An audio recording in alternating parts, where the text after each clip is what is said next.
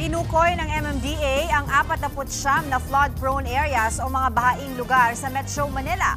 Kabilang po dyan ang G. Araneta Avenue, bahagi ng EDSA malapit sa Camp Aguinaldo, may silo sa Mandaluyong, Espanya, Boulevard at Taft Avenue. Ayon kay MMDA Chairman Don Artes, basura ang malaking dahilan ng pagbaha sa maraming lugar na bumabara sa mga pumping station.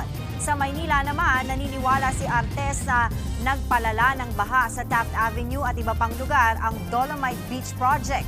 Plano ng ahensya na magpatayo ng water impounding facility sa Camp Aguinaldo para masolusyonan ang madalas sa pagbaha sa EDSA. Magdadagdag din daw ang DPWH ng pumping stations.